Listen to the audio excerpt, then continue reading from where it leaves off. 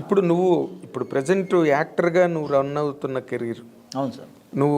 నీకు utmost satisfaction ఇస్తుందా? ఇంకా దాంట్లో నీకు అసంతృప్తులు కానీ, అంటే మనం ఇంకా సాధించలేకపోయాం అన్న ఫీల్ కానీ ఉందా? ఇంకా సాధించాలి సార్ కంపల్సరీగా. ఇప్పుడైతే సినిమాలు బాగానే చేస్తున్నాను సార్.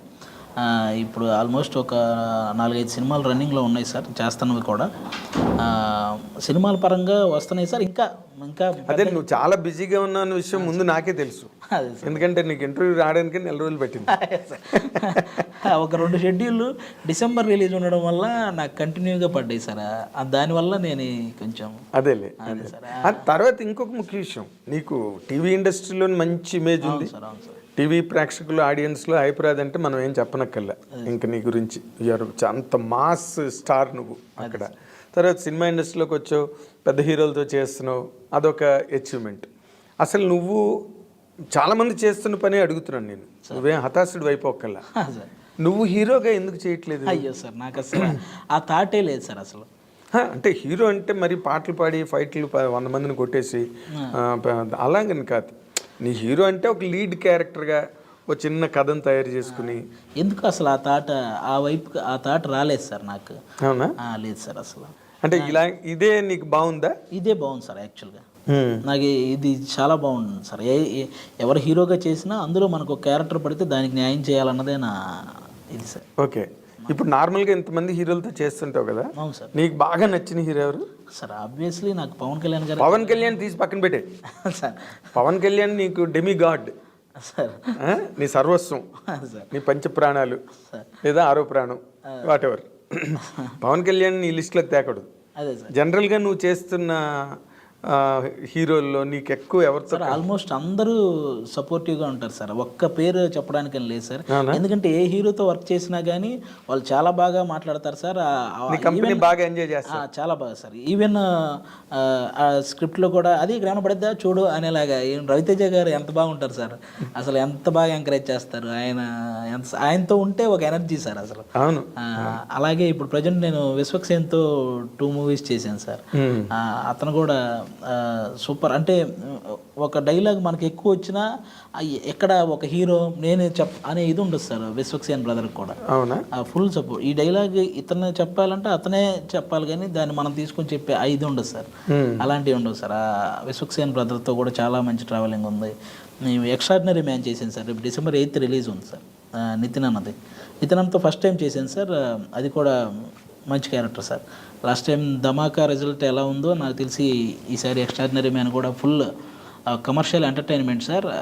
చాలా బాగుంటుంది సార్. ఎక్స్ట్రాడినరీ హిట్ ఖచ్చితంగా మంచి హిలేరియస్ ఎంటర్టైన్మెంట్ అయితే ఉంటుంది సార్. అదే ఎంటర్టైన్మెంట్ అయితే చాలు, అంతే సార్. ఇప్పుడు ఎంటర్టైన్మెంట్ అంటే ఎంజాయ్ చేస్తారు అందరూ. అవును సార్, అవును సార్. కానీ బట్ ఈ మధ్య రోజుల్లో సినిమాలు హిట్ లైన్ సినిమాలు అన్నీ చూడు, ఒక విరూపాక్ష కానీ, అవును సార్, లేకపోతే ఒక దసరా కానీ, ఆ మధ్యలో సామజవర్గమన కానీ, ఇప్పుడు బేబీ కానీ, ఇవన్నీ ఒక మోర్ దాన్ రెగ్యులర్ సినిమా. అవును sir, more than regular cinema. ఒక మధ్యలో ఒక సామజవర్గమన ఒకటి మామూలుగా రెగ్యులర్ ట్రాక్ అయినప్పటికీ కూడా ఆడింది. అవును సార్. ఆ లెక్కలో ఎక్స్ట్రాడినరీ మ్యాన్ ఎలా ఉంటుంది? ఖచ్చితంగా ఆ హీరో క్యారెక్టరైజేషన్ చాలా డిఫరెంట్గా ఉంటుంది సార్. జూనియర్ ఆర్టిస్ట్గా చేస్తున్నాడు సార్ సినిమాలో. నాకు తెలిసి ఫస్ట్ టైం సార్ అలాంటి క్యారెక్టరైజేషన్ హీరోకి. హీరో క్యారెక్టరైజేషనే కథ సార్. అది చాలా కొత్తగా, చాలా ఫ్రెష్గా ఉంటుంది సార్. ప్రతి సీను చాలా ఫ్రెష్గా హిలేరియస్గా ఉంటాయి సార్. కంటెంట్ కొత్త కంటెంట్ సార్. ఆయన క్యారెక్టరైజేషనే కథలా మారిద్ది సార్ మొత్తం. ఓకే, అదే మనకి బాగా థ్రిల్ ఇస్తుంది సార్ సినిమా. అవునా? నీ చేయబడిందా? మాది సెకండ్ హాఫ్లో మాది సార్. అదే నువ్వు చేసుకున్నావు లేదా? లేదు సార్, సెకండ్ హాఫ్లో వక్కంత వంశీ గారు ఆల్మోస్ట్ ఆయన మామూలు రైటర్ కాదు సార్. ఆయన డైలాగ్స్ సూపర్గా ఎంజాయ్ చేస్తాం సార్. ఎక్కడైనా మనం ఏదైనా చెప్పినా ఆయన తీసుకుంటాడు సార్. అసలు తను చాలా మంచి బ్రిలియంట్ రైటర్ బాబు. ఎలాంటి సినిమాలు సార్ అది. ఆయన ఇచ్చిన ఆ కిక్ సినిమా ఇప్పటికీ ఒక ఎంటర్టైన్మెంట్ అంటే కిక్లో ఉన్న కల్ట్ సినిమా లాగా కదా. కల్ట్ ఎంటర్టైన్మెంట్లో కిక్ అన్నది అసలు ఎవడు ఎక్స్పెక్ట్ చేయని రన్ ఉంటుంది ఫిల్మ్. అవును సార్, బాగా అసలు అద్భుతం. వాళ్ళతో నువ్వు కంబైన్ అవ్వడం అంటే ఈ లేటెస్ట్ డైరెక్టర్స్లో వక్కంత వంశీ, ఇంకెవరు నువ్వు బాగా అడ్మైర్ చేసే డైరెక్టర్ ఎవరు? నాకు త్రివిక్రమ్ గారు సార్.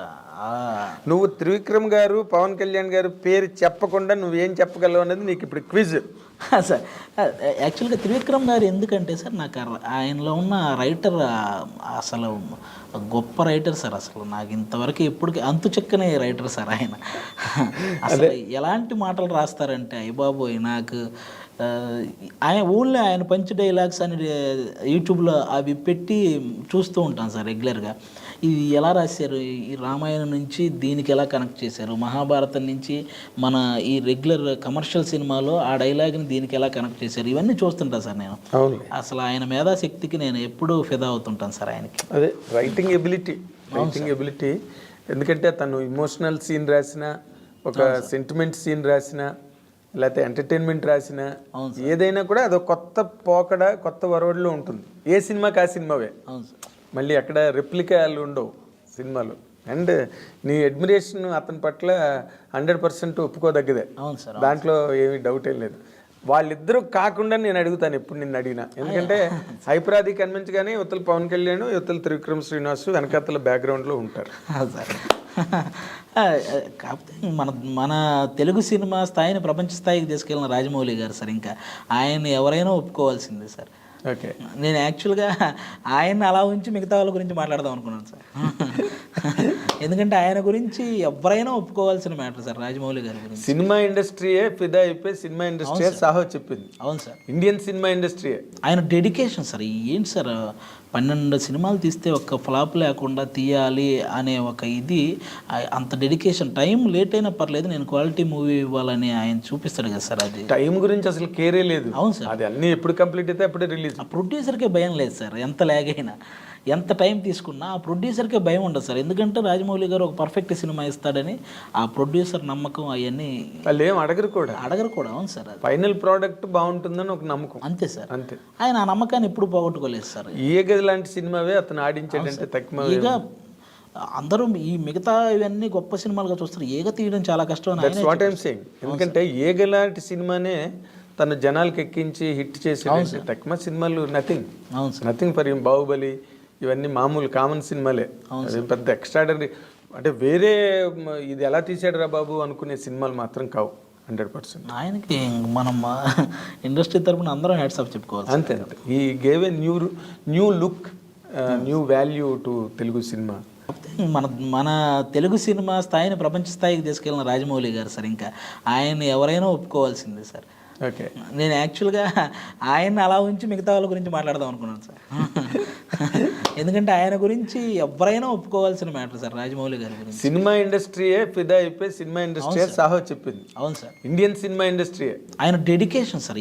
ఏంటి సార్ 12 సినిమాలు తీస్తే ఒక్క ఫ్లాప్ లేకుండా తీయాలి అనే ఒక ఇది, అంత డెడికేషన్. టైం లేట్ అయినా పర్లేదు నేను క్వాలిటీ మూవీ ఇవ్వాలని ఆయన చూపిస్తాడు కదా సార్. అది టైం గురించి అసలు కేరే లేదు. అవును సార్. అది అన్నీ ఎప్పుడు కంప్లీట్ అయితే అప్పుడే రిలీజ్. ఆ ప్రొడ్యూసర్కే భయం లేదు సార్. ఎంత లాగ్ అయినా, ఎంత టైం తీసుకున్నా ఆ ప్రొడ్యూసర్కే భయం ఉండదు సార్. ఎందుకంటే రాజమౌళి గారు ఒక పర్ఫెక్ట్ సినిమా ఇస్తాడని ఆ ప్రొడ్యూసర్ నమ్మకం అవన్నీ వాళ్ళు ఏం అడగరు కూడా.